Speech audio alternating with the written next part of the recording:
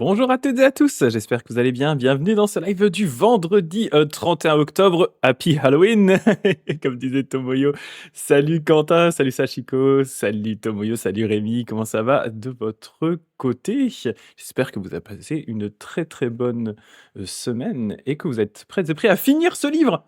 Le Senjakushu, le guet vers la terre pure de Ronen, traduction du révérend Jérôme Ducor. Je crois qu'on en est à la session 18 ou 19, je crois 18. Donc voilà, ça nous aura occupé un bon bout de temps, mais on arrive au bout, on est à la fin du chapitre 16. Il nous reste la dernière partie de ce chapitre à voir. Salut Kyoshigeki. Oui, c'est la fin de ce Senjakushu. Après, je ne sais pas encore ce qu'on va faire. A priori, le vendredi prochain, je ne serai pas dispo, malheureusement. Parce qu'on part en convention avec Sophie, on participe à une convention sur le Japon à Marseille. Donc voilà, pour être à la convention pas trop tard le vendredi, il faudra qu'on parte assez tôt. Donc malheureusement, je ne pourrais pas faire le live vendredi, donc j'ai un petit peu de temps pour décider ce qu'on va faire. Ce sera de toute façon sur un thème Jodo Shinshu. Un vendredi, on reste sur le thème Jodo Shinshu.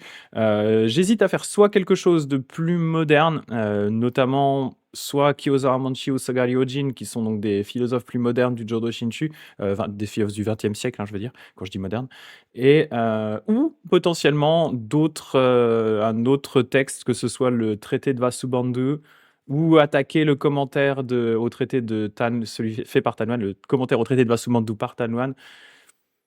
J'hésite, je voudrais pas forcément trop rattaquer un énorme texte, peut-être faire une petite transition avec quelque chose de plus court, donc potentiellement, voilà, quelque chose de plus moderne, un essai par exemple de Soga Ryojin que j'avais traduit il y a quelque temps.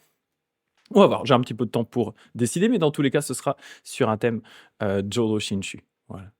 Et donc, la fin de ce Senjakushu, c'est cette question cette question rhétorique hein, qui est de dire l'autorité de Shandao et de son commentaire. La question qui est posée ici, c'est les maîtres du Keigon, Tendai, Shingon, Zen, Sanon et Hosso, donc différentes écoles du bouddhisme japonais, hein, certaines qui étaient très puissantes encore à l'époque de Ronen, qui de nos jours n'existe quasiment plus. Hein. Le Keigon, par exemple, commençait déjà à décliner un peu à l'époque de Ronen, hein, Keigon et Hosso, qui étaient deux écoles qui étaient extrêmement puissantes à l'arrivée du bouddhisme au Japon, qui commençaient déjà à décliner à l'époque de Ronen et qui ont quasiment disparu de nos jours. Hein. Le Keigon n'est plus que actif globalement hein, via le Todaiji de Nara. C'est l'endroit où il y a le grand Bouddha, le Daibutsu, le grand Bouddha de Nara. Eh bien, le temple qui possède ce Daibutsu, c'est un temple Keigon. Et donc, le Keigon ne survit virtuellement quasiment que grâce au Todaiji. Le Hosso a quasiment disparu. Tendai, Zen et Shingon sont encore assez actifs. Le Zen, bien sûr, hein, tout le monde connaît le Zen. Tendai et Shingon restent encore assez actifs de nos jours, mais elles ont quand même perdu de leur puissance à l'époque de Ronen. Le Tendai, c'est vraiment l'école principale, l'école la plus puissante du bouddhisme japonais. Ils ont leur propre milice, ils sont très costauds. De nos jours, ça a pas mal diminué quand même en popularité, notamment versus les écoles de la Terre pure créées par Ronen et Shinran, son disciple, et les écoles de Nichiren. Donc voilà, ces écoles-là, qui sont des écoles qui ont été créées au XIIIe siècle, ont pris énormément d'ampleur et ont fini par éclipser quand même la popularité du Tendai. Donc voilà, bref, toutes ces écoles-là, hein. Donc on dit, il y a plein de maîtres hein, de plein d'écoles différentes, et chacune de ces écoles, que ce soit dans leur version d'ailleurs japonaise, ou de leur version chinoise, hein, salut Sabdebo. Parce que là, les noms qu'on donne ici, ce sont les noms japonais, mais ces écoles ont toutes des équivalents chinois. Certaines même remontent jusqu'à une époque plus indienne. Donc, il y a eu plein de maîtres de ces différentes écoles dans plein de pays différents, et chacun a écrit des commentaires sur la Terre pure. Pourquoi est-ce que donc, Ronen, dans ce cas-là, hein, pourquoi ne vous appuyez-vous pas sur eux, sur tous ces maîtres de toutes ces écoles différentes, mais recourez-vous seulement au maître Shandao?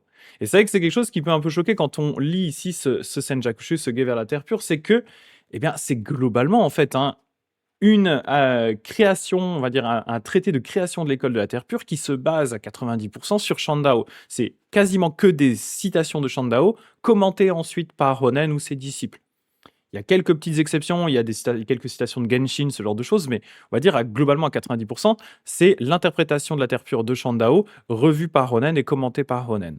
Et c'est vrai que c'est du coup une question légitime de se dire, mais pourquoi que Shandao alors qu'il y a tous ces maîtres qui sont disponibles. Et là, ça va être une différence importante entre Ronen et son disciple Shinran, qui a fondé l'école qu'on appelle Jodo Shinshu, hein, même s'il n'avait pas vocation de créer une école, pour lui, c'était juste un disciple de Ronen, mais ce qui va devenir le Jodo Shinshu, c'est leur approche notamment vis-à-vis de la tradition bouddhiste. Ronen, son but ici, hein, quand il crée le Senjakushu, c'est de marquer une rupture par rapport à ce qui se fait avant. C'est vraiment montrer qu'il y a une nécessité et une justification à créer une école nouvelle du bouddhisme qui s'appellerait l'école de la terre pure. Et pour faire ça, il va utiliser un couteau très tranchant qui est Shandao. Lui, son but, c'est de trancher à travers la tradition pour créer quelque chose. Et cette rupture, il l'a trouvée grâce à Shandao, et donc il l'appuie grâce à Shandao. Derrière, Shinran, son disciple, il va avoir une optique un tout petit peu différente. Ça va être de dire, ok, Ronen, il a créé la rupture. Il a créé la rupture grâce à Shandao et grâce notamment à ce Senjakushu.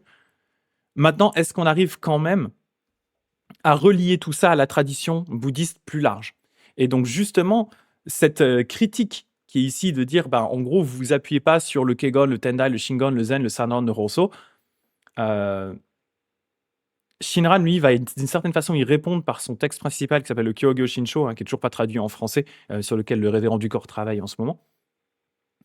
Et bien justement, lui, Shinran, il va citer tous ces maîtres-là. Il va aller chercher plein de maîtres différents, notamment ce qu'on appelle les 7 patriarches, mais pas que. Il va aller chercher aussi plein d'autres maîtres, hein, des maîtres des traditions, typiquement ce qui serait le Sanran ici, hein, des traditions Rosso. Il va aller chercher des textes directement, des citations du Kegonkyo, hein, du sutra de l'ornementation fleurie. Voilà, il va aller prendre toutes ces références-là pour montrer qu'en fait, la tradition de la terre pure, c'est pas une seule rupture par rapport à la tradition bouddhiste d'avant, mais en fait, il y a des ponts qui peuvent se faire sur toute l'histoire du bouddhisme et dans plein d'autres branches qui parlaient déjà du bouddhisme et de la terre pure et de la voie du Nembutsu et d'Amida. Donc c'est deux approches différentes, hein. Vraiment, Ronen, c'est rupture, et Shinran, c'est on a créé une rupture, maintenant on va faire des ponts.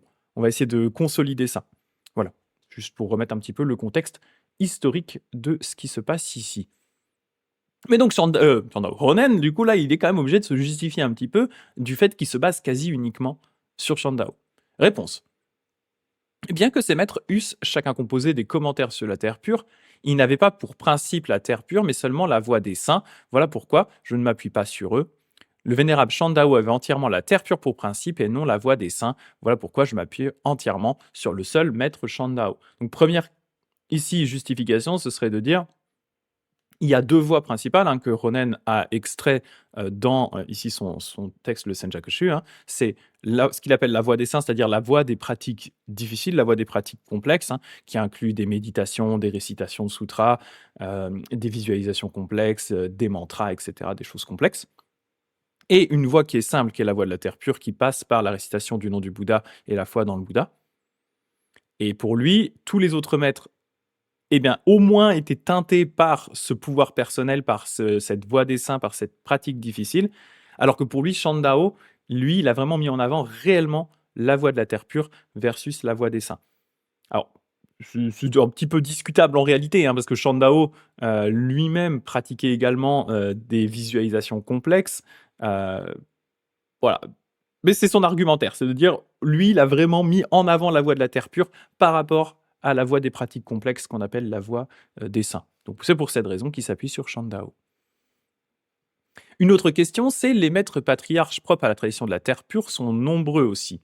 Comme, désolé pour la prononciation du chinois, je sais toujours pas le prononcer, hein, Shiakai de Hongfasi ou le maître des trois corbeilles, Shimin. Pourquoi ne vous appuyez-vous pas sur ces maîtres et recourez-vous seulement au maître Shandao? Et la réponse, c'est que bien que ces maîtres eussent la terre pure pour principe, donc comme Shandao, hein, ils se basaient vraiment sur la voie de la terre pure, ils ont mis en avant la voie de la terre pure, ils n'obtinrent pas le samadhi. Le vénérable Shandao, lui, a obtenu le samadhi. Sur la voie, il avait déjà cette attestation. Voilà pourquoi je recours seulement à lui. Et donc là, on a une petite note ici, hein. Le fait est attesté par la conclusion de son propre commentaire cité plus bas, ainsi que par les biographies chinoises, comme on va le voir. Donc ils vont revenir justement sur l'expérience de Samadhi de Shandao, mais en fait Shandao, il va d'une certaine façon recevoir la validation de son traité dans le cadre de sa méditation ou un rêve, enfin, c'est un peu mélangé tout ça, hein, mais en tout cas, il va avoir une vision du Bouddha qui va attester de la validité de ses commentaires. Et du coup, comme on est dans cette situation où techniquement le Bouddha n'est plus là, donc on a des textes attribués au Bouddha, on a des sutras, mais quand on est un commentateur comme Shandao, hein, quand on va rédiger des commentaires, comment est-ce qu'on fait pour s'assurer que le commentaire qu'on est en train de rédiger est conforme à l'esprit du Bouddha et n'est pas juste un commentaire personnel qui se base sur ses propres petites opinions et où on est complètement à côté de la plaque. Il n'y a plus réellement de juge pour valider la qualité d'un commentaire et la validité d'un commentaire puisque le Bouddha lui-même n'est plus là. Et donc Shandao, lui, il va recevoir d'une certaine façon cette validation. Donc pour Ronen, grâce à ça, eh bien, ça valide l'autorité de Shandao d'une certaine façon. Question, vous vous référez aussi à l'obtention du samadhi, mais le maître en méditation Huaigan a lui aussi obtenu le samadhi. Pourquoi ne recourez-vous pas à lui? Et la réponse, c'est que bien qu'effectivement Huaigan, il a aussi eu cette expérience, eh bien Shandao était le maître de Huaigan, c'est pour ça, donc il était son disciple. Hein. Par conséquent, je m'appuie sur le maître et non sur le disciple, d'autant plus que ce dernier contredit les commentaires de son maître sur plusieurs points. Voilà pourquoi je n'ai pas recours à lui. Et salut Inoshishi. Question. Vous appuyez sur le maître et non pas sur le disciple, ce qui fait un certain sens, hein, mais le maître en méditation Dao Cho était le maître du vénérable Shandao. De plus, Dao Cho est l'un des patriarches de la terre pure. Pourquoi donc ne recourez-vous pas à lui? Donc Dao Cho, hein, c'est concrètement le maître de Shandao.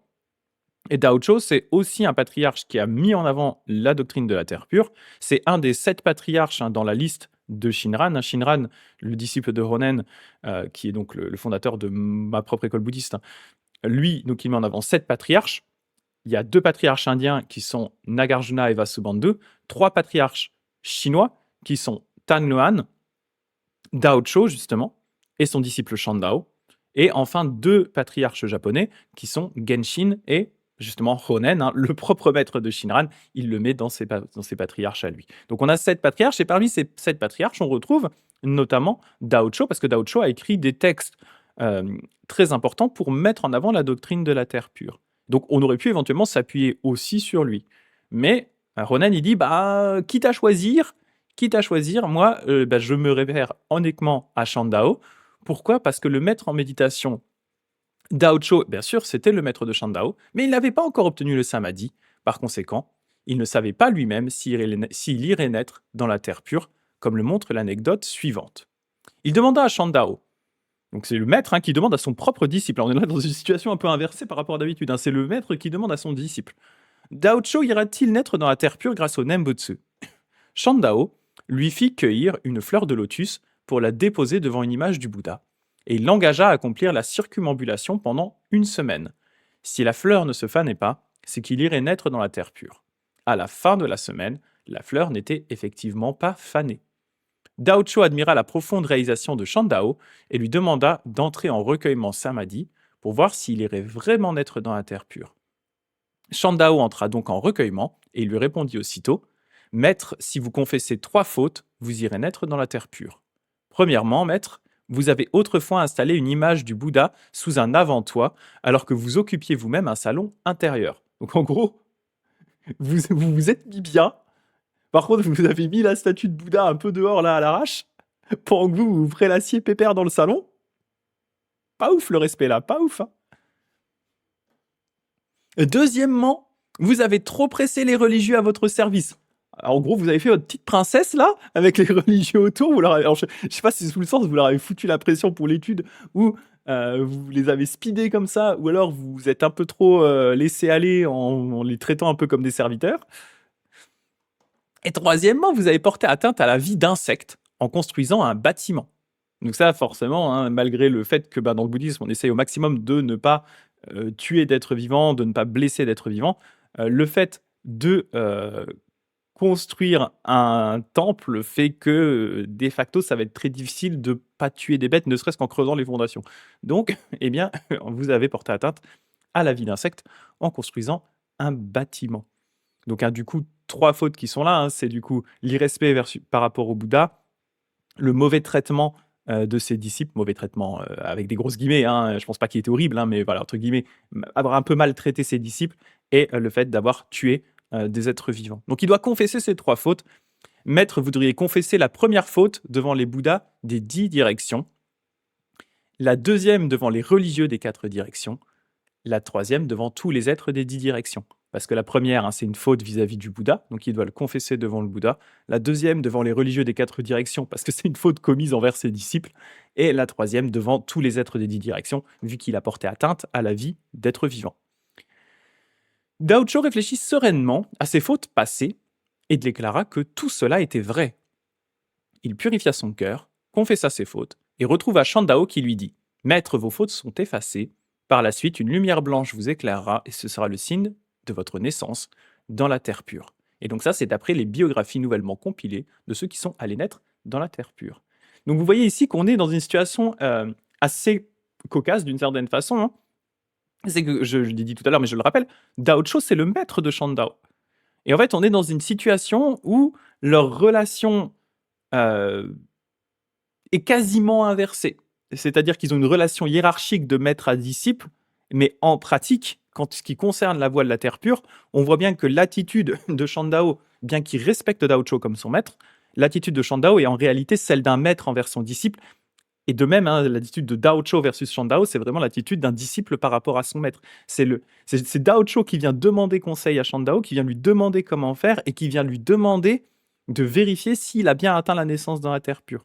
Donc on voit déjà cette relation qui est inversée, hein, ce qui permet à Ronen derrière de dire, vous voyez bien que si je dois m'appuyer sur l'un des deux, c'est clairement pas sur Dao Cho, c'est sur Shandao. Malgré cette relation hiérarchique, on voit lequel des deux est le plus avancé spirituellement.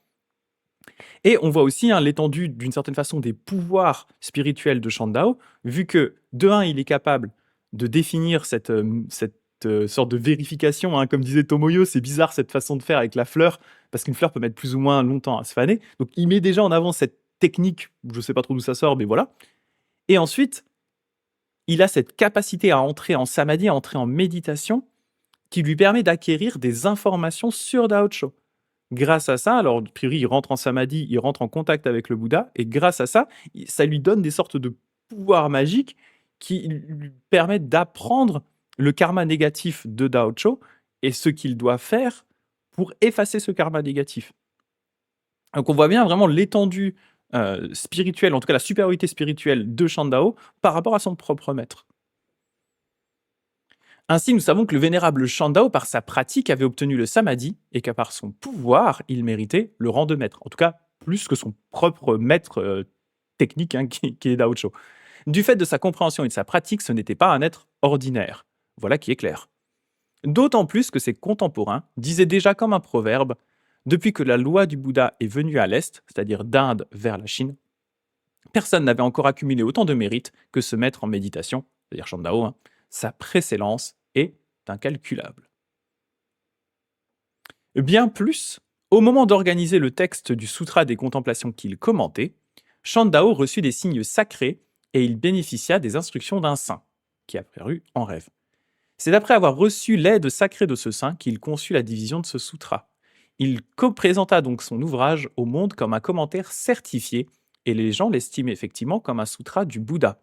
En effet, la conclusion de son commentaire dit. Donc là, on voit hein, effectivement ce que je vous disais, cette anecdote du fait que Shandao a fait d'une certaine façon valider ses propres commentaires par une vision du Bouddha. Ce qui permet de certifier que, bah oui, effectivement, en tout cas, si on se base sur cette vision, c'est en accord avec la volonté du Bouddha. Donc la conclusion du commentaire dit « Je m'adresse respectueusement à tous les amis de bien doués d'affinité. Je ne suis qu'un être ordinaire du cycle des naissances et des morts affligé d'une sagesse déficiente et superficielle. Comme l'enseignement du Bouddha est profond et subtil, je n'osais pas produire une interprétation différente des autres commentateurs. Finalement, j'exprimai mon sentiment en formant un vœu qui sollicitait une vérification sacrée, ce que je fis en disant proprement dans mon cœur « Namo », donc hommage, hein, je prends refuge dans l'ensemble des 3 joyaux qui remplissent entièrement l'espace du plan de la loi, dans le Bouddha Shakyamuni, dans le Bouddha Amida, dans Avalokiteshvara et Mahastama Prapta, donc les 2 bodhisattvas hein, qui sont les 2 personnes qui accompagnent Amida, hein, à sa gauche et à sa droite, dans la foule de l'océan des bodhisattvas de cette terre pure, ainsi que dans toutes les caractéristiques de ses ornements. Je voudrais maintenant extraire l'essence du Sutra des contemplations pour rectifier les anciens et les modernes.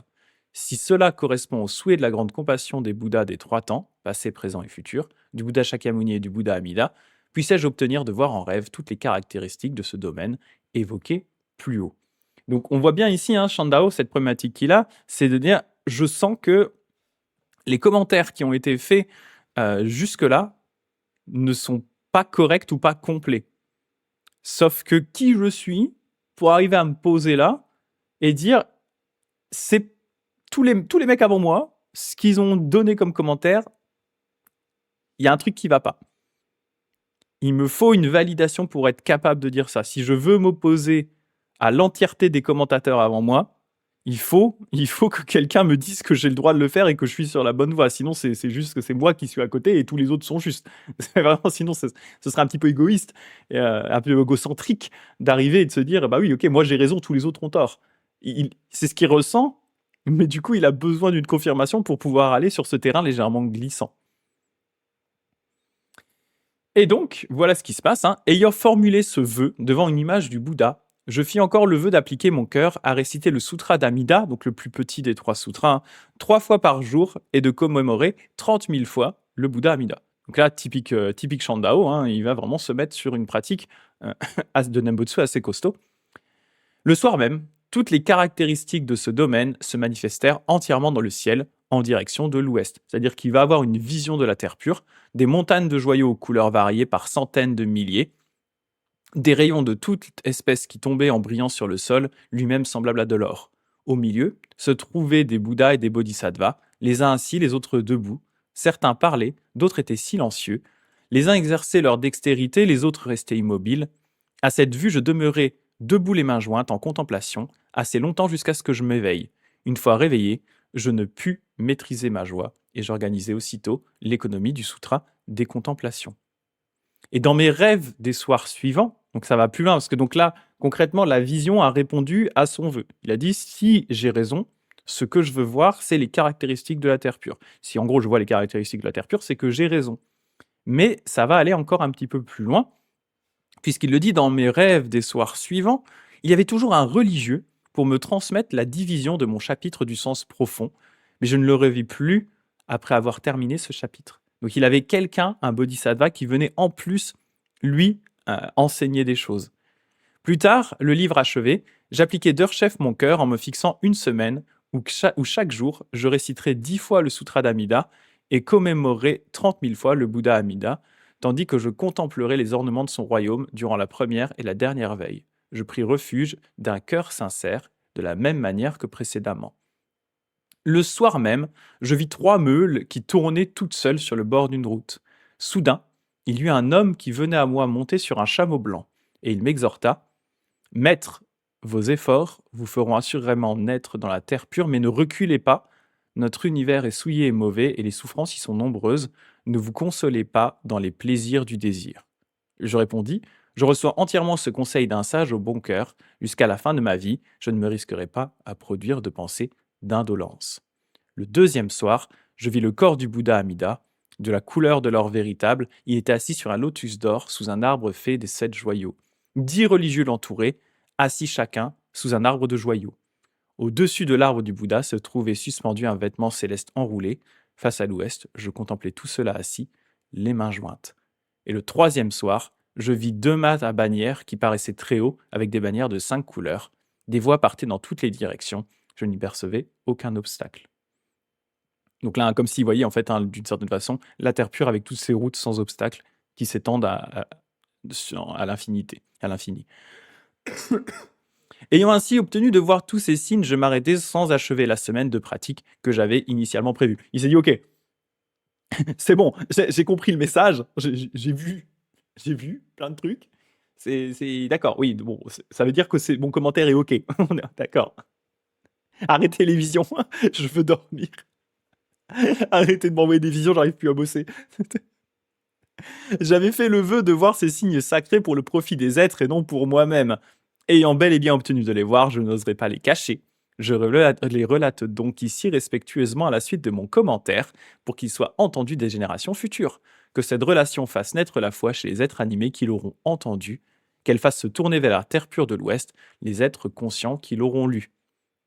Et ces mérites, je les dirige vers les êtres pour les leur offrir, que tous produisent la pensée de l'éveil et deviennent de véritables amis de bien, apparentés par la Bodhi.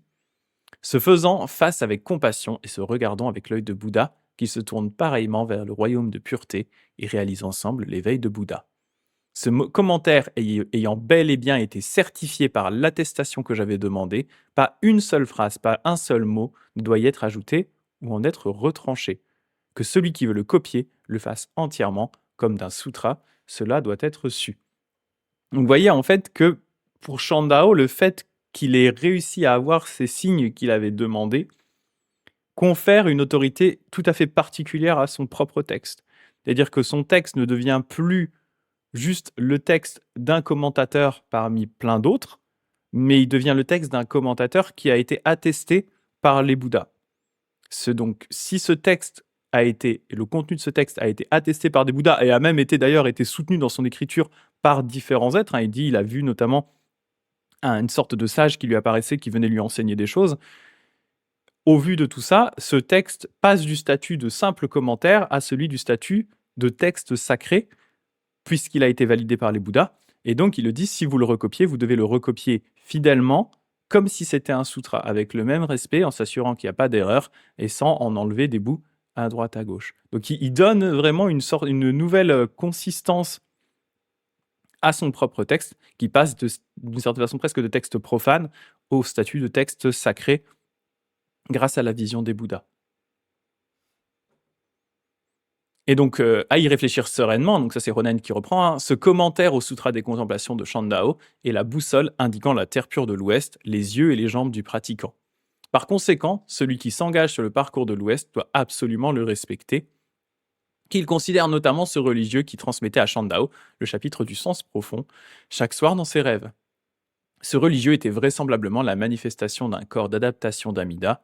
On peut donc dire que ce commentaire était un exposé transmis par Amida. Donc là, c'est l'interprétation de Ronen de cette scène. Pour lui, le sage qui venait enseigner des choses à Shandao, ça ne pouvait être qu'un corps de transformation du Bouddha Amida qui venait enseigner directement à Shandao des choses. Donc, ce qui rapporte à nouveau, ce qui apporte encore une couche supplémentaire d'autorité et de sacré. Il a un buff de sacré là, qui rajoute une couche de sacré sur le texte, puisque ce serait, pour Ronen en tout cas, directement Amida qui est venu enseigner des choses à Shandao. C'est ça. Du coup, en fait, Tomeo qui dit comment il fait pour attester que les Bouddhas ont validé le texte, il était tout seul quand il l'a écrit. C'est le fait que du coup, comme il avait demandé expressément que si son commentaire est juste, il puisse voir les ornements de la terre pure, et qu'il les a vus plusieurs fois. Il a eu plusieurs visions des ornements de la terre pure d'affilée. Pour lui, ça validait son texte. Et en plus de ça, il y a eu cette vision d'un sage, d'un religieux, de quelqu'un qui venait lui enseigner des choses dans ses rêves. Donc pour lui, en fait, ce sont ces signes-là qui valident. Il a demandé une attestation sous un signe spécifique et il a eu ce signe spécifique. Donc pour lui, ça valide le fait que les Bouddhas confirment que son commentaire était bon. Parce que si son commentaire n'avait pas été bon, il n'aurait pas eu cette vision des ornements de la terre pure.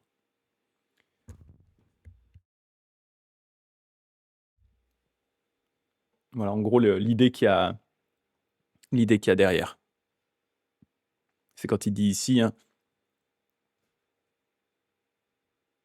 il disait, il dit si cela correspond au souhait de la grande compassion du Bouddha, des Bouddhas Shakyamuni et Amida, puissais-je obtenir de voir en rêve toutes les caractéristiques de ce domaine, c'est-à-dire toutes les caractéristiques de la terre pure, et comme il les a vues, il dit effectivement du coup c'est tout bon quoi. C'est que les Bouddhas sont d'accord, et en plus il m'envoie des gens pour m'enseigner des choses, pour confirmer mes enseignements, donc là il y a clairement pas de souci. Et en fait comme il le voit, c'est pas qu'une vision en fait, c'est plusieurs soirs d'affilée, les visions vont s'enchaîner. Et donc, il va continuer, jusqu'à ce qu'il se dise lui-même qu'il arrête parce que c'est des visions qui apparaissent dans le cadre de sa pratique. Il faut voir, c'est aussi lié justement à cette idée de samadhi. C'est le fait que Shandao obtenait des visions de la terre pure, notamment en récitant le Nembutsu, etc., etc. Et donc là, il était dans cette session où il récitait plusieurs fois le Sutra d'Amida et 30 000 fois le Nembutsu. Et à chaque fois, le soir, il avait des visions de la terre pure qui s'enchaînaient, jusqu'à ce qu'il finisse par arrêter cette pratique en disant: «OK, j'ai compris le message. J'avais demandé comme attestation de voir la terre pure. Je l'ai vue beaucoup. OK, maintenant j'arrête, j'ai compris le message, c'est que c'est tout bon et on est go, quoi». C'est presque comme si Shandao s'était dit: «Ben, une fois n'est pas suffisante, mais le fait que ce se soit répété plusieurs fois d'affilée, ne peut être qu'une attestation».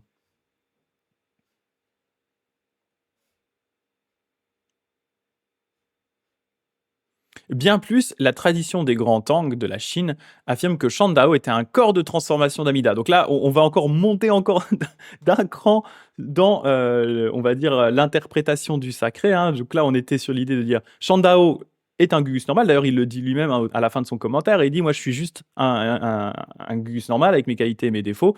Je suis en train d'écrire un commentaire qui va se mettre en opposition avec les commentaires écrits précédemment. J'ai besoin d'une validation des Bouddhas pour confirmer mon approche». Chose qu'il a eue et qui a donné du coup, hein, comme je disais, qui a fait passer ce texte d'un côté plus profane à un côté plus sacré. Et là, en fait, on va encore plus loin, c'est que les biographies et la tradition de la Chine a tendance à dire en fait que Shandao lui-même directement était un corps de transformation d'Amida. Donc c'est comme si là, directement, on augmente encore la dose de sacré, hein, c'est le bonhomme lui-même qui passe de Gugus normal à, en fait, corps de transformation d'Amida. Donc il donne l'apparence d'être une personne normale, mais en fait, c'est un corps de transformation d'Amida. On peut donc dire que ce texte est un exposé direct d'Amida. Donc on monte encore dans l'écran du sacré, hein. D'ailleurs, Shandao dit lui-même que celui qui veut le copier le fasse entièrement comme d'un sutra, comme ses paroles sont vraies. Donc en réalité, Shandao, lui, quand il dit ça, c'est tout simplement parce que il a eu la validation de son texte avec les signes qu'il avait demandés. Euh, mais Ronen rajoute cette interprétation en disant: s'il dit que celui qui veut le copier le fasse entièrement comme d'un sutra, c'est parce que Shandao était un corps de transformation d'Amida. Donc en fait, c'est un sutra, vu que c'est un texte d'un Bouddha. Si nous, si nous nous redressons respectueusement pour examiner sa nature originelle, il est Amida, le souverain de la loi des 48 vœux, selon l'appel de celui qui a parfaitement réalisé l'éveil. Voilà plus de 10 périodes cosmiques. Il y a de quoi nous confier au Nembutsu. Si nous nous penchons humblement pour nous interroger sur sa manifestation, il est Shandao, le guide de la pratique exclusive du Nembutsu. Selon les paroles de celui qui a reçu le Samadhi, il ne fait pas de doute que nous irons renaître dans la terre pure. Bien que la nature originelle et la manifestation soient différentes, leurs enseignements ne font qu'un. Donc, lui, il va dire, bah, du coup, en fait, je n'ai même pas besoin de choisir. Je vais garder les deux interprétations. C'est-à-dire, en fait, c'est les deux faces d'une même pièce. Il y a d'un côté Shandao, le Gugus normal, qui a eu validation par les Bouddhas, grâce à son samadhi. Et de l'autre, la réelle nature de Shandao, même s'il ne le sait pas forcément lui-même, qui est Amida, et qui, du coup, enseigne directement sur cette base-là. Donc, je dis, bah, allez hop, on garde les deux. Voilà, c'est juste deux façons différentes de voir la même personne, en fait, hein. Deux faces différentes, la nature originelle et la manifestation dans le monde, en fait. Voilà.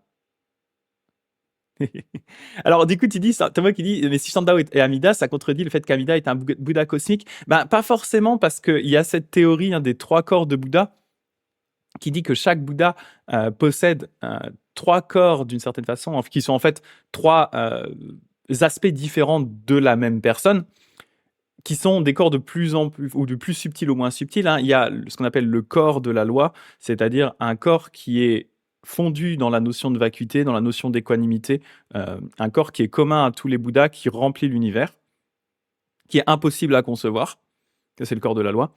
Un corps qu'on appelle le corps de rétribution, qui est le corps tel qu'il apparaît aux grands bodhisattvas et aux bodhisattvas en général, qui est le corps qu'on va décrire avec toutes les différentes marques de beauté. Dans le cas d'Amida, avec cette lumière infinie, la terre pure, etc. Toutes ces choses-là, c'est ce qu'on appelle le corps de rétribution. C'est-à-dire, c'est le corps et les caractéristiques que le Bouddha obtient grâce à la réalisation des vœux qu'il a fait quand il était encore un pratiquant. Il définit ses vœux, il réalise ses vœux, et grâce à la réalisation de ses vœux, des mérites sont obtenus, et ces mérites vont se répercuter sur son corps et sur son environnement, ce qui donne naissance au corps de rétribution et à la terre pure. Donc Amida, quand on le visualise en général, quand on l'imagine en général, c'est le corps de rétribution qu'on imagine en fait. Donc ce corps qui est vraiment la résultante des mérites qui ont été effectués. Et derrière, on a ce qu'on appelle les corps de transformation. Les corps de transformation, c'est les corps tels qu'ils apparaissent à des gugus normaux. C'est-à-dire, c'est comme des espèces, un peu comme ce qu'on avait avec Vimalakirti quand on voyait ce qu'on appelle des fantômes ou des avatars, hein. En fait, ce sont des avatars du Bouddha. C'est le fait que le Bouddha va prendre des formes différentes. Alors des fois, il va apparaître sous la forme physique d'un Bouddha, hein, mais il peut aussi prendre d'autres formes pour enseigner aux êtres en s'adaptant à leurs capacités. Donc c'est comme si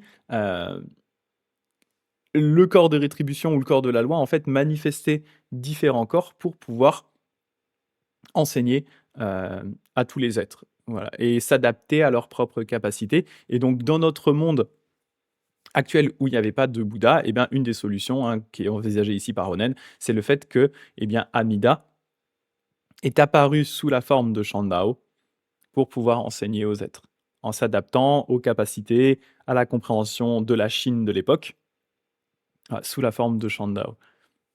Parce que des fois, hein, c'est plus simple effectivement pour les êtres d'avoir une personne en face qui leur correspond, qui est à peu près d'une certaine façon au même niveau qu'eux, légèrement supérieur, plutôt que d'avoir quelque chose qui est beaucoup trop transcendant en fait. Voilà, c'est cette théorie des trois corps, hein, qui est du coup du plus éthéré d'une certaine façon au plus grossier. Corps de la loi, corps de rétribution, corps de transformation. Donc complètement corps de la loi, complètement inaccessible, incompréhensible, qui dépasse vraiment tout ce qu'on peut concevoir. Corps de rétribution qui est adapté au bodhisattva. Et corps de transformation qui est le corps tel qu'il apparaît de nos jours. Et il y a certaines théories, hein, notamment Shinran le dit des fois, hein, il dit pour lui, le Bouddha Shakyamuni, le Bouddha qui est apparu dans notre monde, c'est aussi un corps de transformation d'Amida, par exemple. Donc voilà. Et Mama T1 qui dit salut. D'ailleurs, merci pour ton premier message dans le chat, merci à toi. Je voulais dire merci à la personne qui m'a offert un sub il y a quelques jours. Bah, merci à Kyoshigeki qui a offert les subs. Effectivement, c'est lui qui a offert 5 subs à la communauté début de la semaine. Voilà, merci beaucoup. Merci, c'est très gentil de ta part de le remercier. Est-ce que c'est plus clair, Tomoyo, un peu cette idée? C'est un petit peu bizarre, hein, cette histoire de corps d'apparition, corps de transformation, etc. Mais si tu veux, c'est un peu la même idée si on prend un exemple plus connu, hein. Il y a le cas de Kannon, par exemple, hein, le bodhisattva ou la bodhisattva de la compassion, qui justement peut prendre une infinité de formes pour aider les êtres. En fait, il y a cette idée que dans son aspect de grand bodhisattva, Kannon, en fait, elle est toujours, ou il ou elle est toujours en méditation, toujours dans la sérénité, à peu près partout et nulle part en même temps, mais que pour s'adapter aux capacités des êtres, eh bien, elle va prendre une infinité de formes pour pouvoir leur enseigner. Elle peut apparaître sous la forme d'un chien, d'un homme, d'une femme, d'un lapin, ce que vous voulez, d'un brin d'herbe, pour aider les êtres dans la situation dans laquelle ils sont. Et donc là, ici, ce serait cette idée-là par rapport à Shandao. Et c'est assez fréquent, en fait, dans l'histoire du bouddhisme, que un disciple voit certains de son maître ou des personnes qui l'ont inspiré dans la tradition bouddhiste sous la forme de bodhisattva ou sous la forme d'avatar de Bouddha ou de bodhisattva. Par exemple, Shinran lui-même considérait son propre maître Ronen, son propre maître Ronen, comme un avatar de Mahastamaprapta ou Seishi, qui est le bodhisattva de la compassion, de la sagesse, pardon, j'y arrivais, mon esprit s'embrouille, qui est le bodhisattva de la sagesse qui accompagne toujours Amida. Donc Amida, il est accompagné de 2 bodhisattvas, hein, Avalokiteshvara Kannon, qui représente la compassion, Mahastamaprapta Seishi, qui représente la sagesse. Et donc pour Shinran, Ronen était un avatar de Seishi, par exemple, de Mahastamaprapta. Et certains vont considérer que, du coup, Ronen était lui-même un avatar d'Amida. Ronen lui-même considérait que Shandao était un avatar d'Amida. Voilà, après, chacun fait son bidule un peu comme il le sent, mais c'est plus une espèce de ressenti, et ce qui permet aussi, d'une certaine façon, de montrer le respect qu'on a pour ces maîtres-là, en disant leurs enseignements, leur sagesse était tellement profonde qu'ils ne pouvaient pas être des êtres normaux. C'est un peu comme ça qu'on peut le voir. Chose que moi, j'aime pas du tout appliquer, par exemple, notamment en Shinran, hein, c'est quelque chose sur lequel moi, je suis assez ferme dans ma compréhension. C'est, pour moi, Shinran, le fondateur du Dodo Shinshu, doit garder son statut d'être humain. Il y a des gens, hein, qui, dans l'histoire du Jodo Shinshu, qui ont dit Shinran, c'est un avatar d'Amida, c'est un avatar de Kannon ou de Seishi. Moi, ça me gêne en fait parce que justement, ce qui fait la puissance de Shinran et de ses enseignements, c'est le fait que c'est un Gugus normal qui se perçoit comme un Gugus normal. Et si on commence à lui enlever ce statut d'être ordinaire, pour moi, on fait tomber en même temps tout son système. Il y a tout son système qui se casse la gueule parce que c'est une fondation qui est extrêmement importante dans le système de Shinran. Donc, le concept de bambou s'écroule exactement, Quentin. Si on commence à partir là-dessus, pour moi, la pyramide tombe, quoi. C'est un peu, c'est un peu dommage. Et il faut garder ce statut de bambou, ce statut de ni moine ni laïque. Il faut garder Shinran en tant qu'être humain parce que sinon, ce système ne marche pas, en fait. Son système ne marche pas. Il perd de sa saveur, en fait. Son système perd son essence, qui est l'essence d'une personne normale, qui se considérait comme une personne normale, qui cherchait un moyen qui marche pour les personnes normales. Voilà. Donc bon, ça c'est voilà, petit aparté là-dessus, mais pour ça que moi je suis pas extrêmement fan de cette idée-là, mais ça n'empêche pas de voir si on en a envie effectivement les maîtres et cetera de la terre pure comme des avatars de bodhisattva. Après tout, pourquoi pas? Comme je dis, ça a été beaucoup fait, hein, mais après on va dire c'est plus une espèce de feeling personnel de et de marque de respect d'une certaine façon. Mais voilà. En tout cas pour Shinran, je trouve que ça marche pas bien, même si ça a été fait. Je trouve pas ça ouf. Donc voilà, en gros, là où on en était. Et donc, conclusion, hein, qui est la conclusion globale du texte. Hein, pas de ce chapitre, c'est juste la conclusion globale du texte. Là-dessus, lorsque pauvre religieux, c'est Ronen qui parle, hein, lorsque pauvre religieux, j'ouvris autrefois ce texte canonique, donc le commentaire de Shandao, hein, et en compris le sens général, j'abandonnais sur le champ toutes les autres pratiques pour suivre le Nembutsu. Pour rappel, c'est une époque où Ronen était désespéré d'un point de vue spirituel. Il était déjà considéré vraiment comme une personne vraiment érudite, hein, mais en plus, il respectait les préceptes, c'était un bon moine. Ronan, c'est vraiment un bon moine, il fait ça correctement. Mais il cherchait une voie qui puisse s'adapter à tout le monde. Et donc pour ça, hein, la légende raconte qu'il a lu 3 fois l'entièreté du canon bouddhiste avec les commentaires, ce qui est un travail colossal. Et en fait, au bout d'un moment, il est retombé sur Shandao et il a tilté à ce moment-là. Les étoiles, entre guillemets, hein, se sont alignées.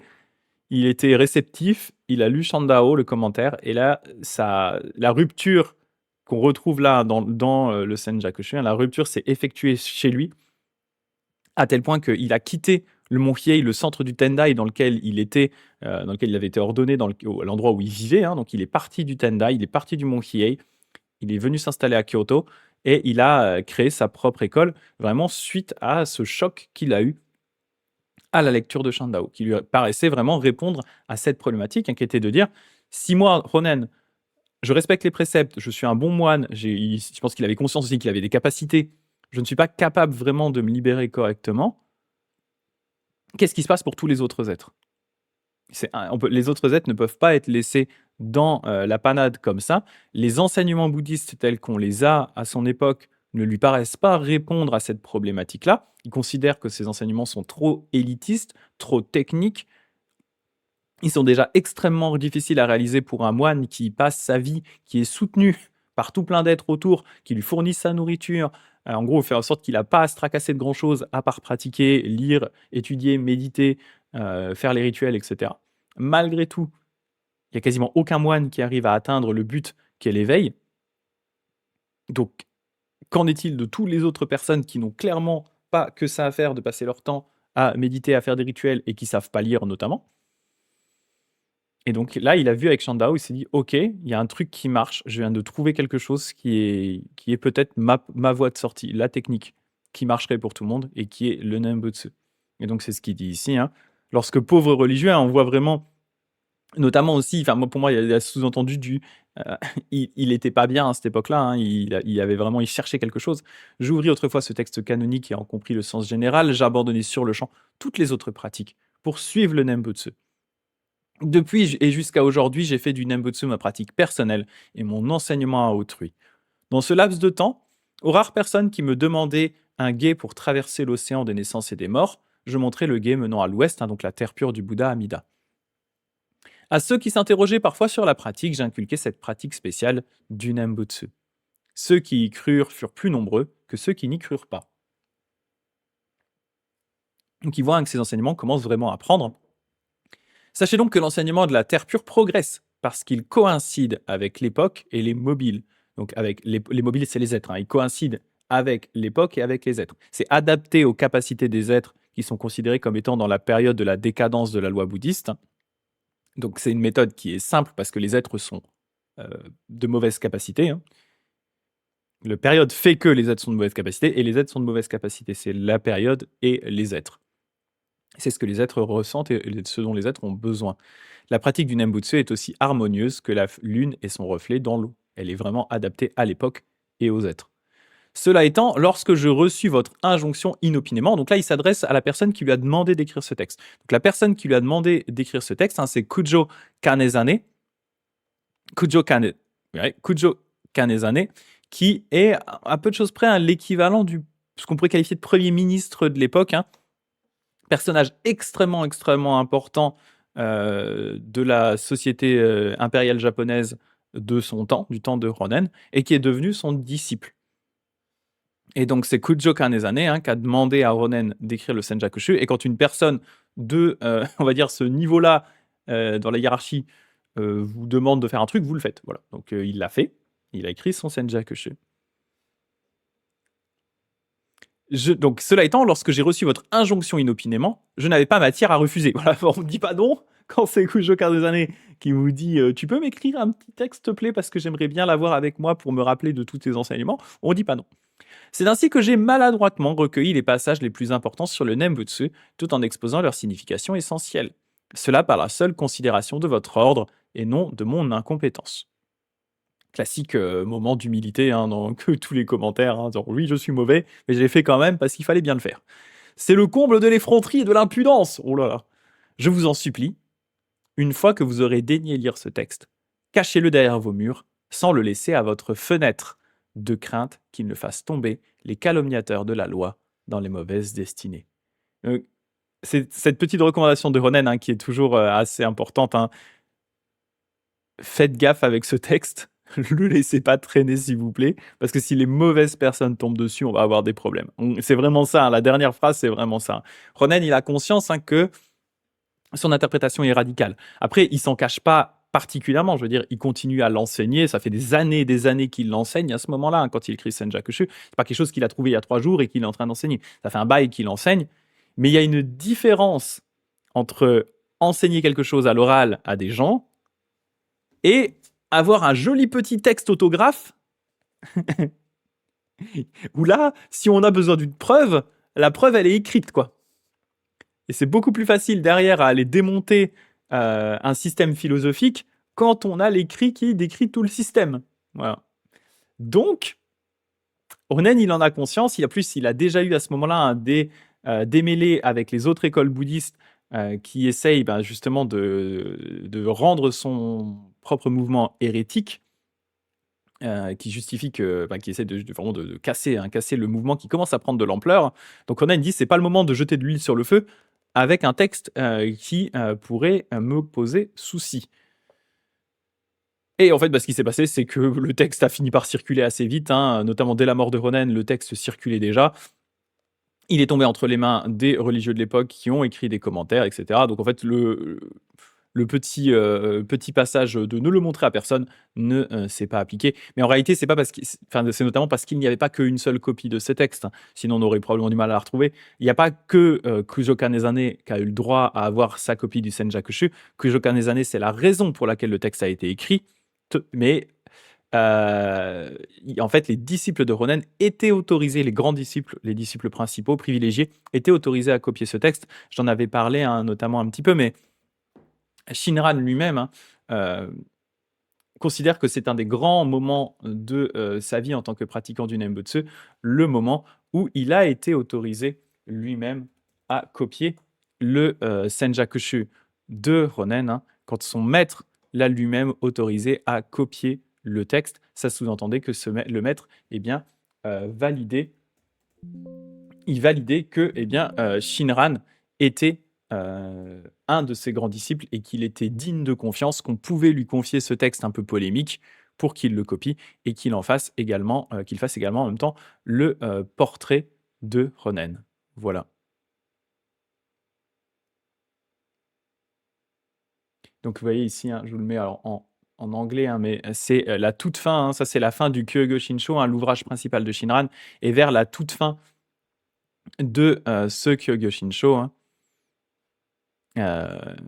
Voilà, hop.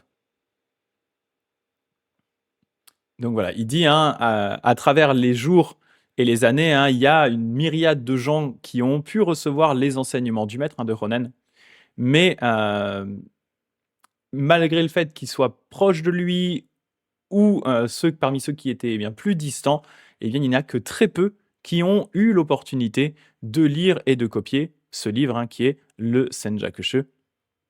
Et il dit: «Malgré tout, j'ai été autorisé à le copier et à peindre le portrait de Ronen». Et il dit: «C'est grâce à la vertu de pratiquer l'acte, correct seul», donc le Nembutsu, hein, et c'était une preuve d'une certaine façon de ma foi, le fait que ma foi, mon Shinjin, a été vraiment, complètement déterminé et le fait que j'ai le droit de copier ça. Mais vous voyez l'importance ici, hein, de dire voilà, il y a eu plein de gens qui ont été en contact avec le maître. Par contre, il y en a vraiment pas beaucoup qui ont eu le droit de copier ce fameux, Senjakushu et donc moi j'ai eu le droit, donc ça fait de moi un disciple entre guillemets «de valeur» de Ronen. Mais donc comme il y a eu plusieurs copies qui ont été faites par différents disciples et qu'à partir du moment où les copies, étaient entre les mains des différents disciples, bah, il y avait plus de risques qu'elles circulent derrière et il y a pu avoir des copies de copies et cetera. Voilà, le livre s'est retrouvé, bien connu et puis en fait à la mort de Ronen, il n'y avait plus vraiment tant de raisons que ça de le laisser cacher. À partir du moment où le livre a commencé à circuler, c'est déjà foutu et heu et voilà et donc comme dit Tomoyo, hein, 800 ans après, on est toujours en train d'en parler. Voilà, 800 ans après, eh bien on l'a en français, hein, ce fameux texte qui était censé rester caché dans un mur et ne pas traîner sur une fenêtre. On l'a en français, qu'on peut acheter sur Amazon sans aucun souci. Vous voyez bien, les recommandations de Ronen n'ont pas très, très bien marché. Mais après tout, c'est pas plus mal, hein, parce que c'est un texte qui reste extrêmement important pour comprendre le, développement du bouddhisme de la terre pure au Japon. D'ailleurs, développement, hein, qui a eu des répercussions en espèce de feedback en Chine également derrière. Voilà. Avec la mise en avant de Shandao, dans le bouddhisme de la terre pure également. Donc voilà pour le Senjakushu de Ronen. On est arrivé au bout après, je crois 18 sessions, un truc comme ça. Je sais plus exactement combien, attendez, je vais regarder combien on a fait de sessions sur le Senjakushu. Ah c'est ça, c'est la 18e exactement, 18e session sur le Senjakushu. Félicitations à toutes et à tous. Merci d'avoir suivi, jusque-là ce texte. J'espère quand même que ça a été intéressant. Comme je dis, ce texte a quand même l'avantage d'être très facile à lire. Voilà. Otsukare-sama, exactement. Tomoe Otsukare-sama. Exactement, Otsukare-sama desu. Merci pour votre grande fatigue. Exactement. Voilà, c'est un texte qui est important. C'est un texte qui a cet avantage d'être très compréhensible, très facile à lire. N'importe qui peut le lire et l'appliquer. Il n'y a vraiment rien de compliqué dans ce texte-là. Après, voilà, comme je dis, c'est un texte qui est pas forcément le plus fun à lire non plus. Mais voilà, au moins il est facile, il est clair et voilà et comme je vous disais, hein, j'encourage les gens, qui sont là et puis ceux qui regarderont les replays, hein, si vous avez aimé le texte, n'hésitez pas, à l'acheter, voilà, pour soutenir, bah, la production de textes et la traduction de textes sur le bouddhisme de la terre pure. C'est important, hein, la plupart des éditeurs, en ce moment, ne veulent plus, prendre le risque d'éditer des textes sur la terre pure parce que ça se vend pas des masses. Voilà, c'est quand même très niche. Donc on a la chance, grâce à Jérôme Ducor, d'avoir, ce genre de texte. Donc voilà, n'hésitez pas à l'acquérir, que ce soit en en PDF ou en physique pour, ben, soutenir aussi le travail du traducteur, hein, qui nous l'a amené. Voilà, c'est le petit mot, les petits mots, de soutenez les gens. Soutenez la littérature sur la terre pure, il y en a déjà pas beaucoup. Est-ce que vous aviez des commentaires, des remarques sur, tout ça, sur ce texte-là? Qu'est-ce que vous en avez pensé de ce texte de Ronen? Avant qu'on se pose méditer tranquillou.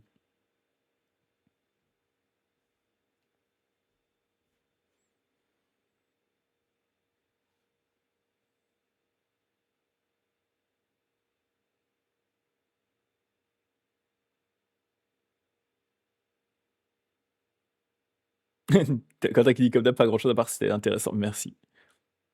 Ouais, c'est le principal. C'est le principal.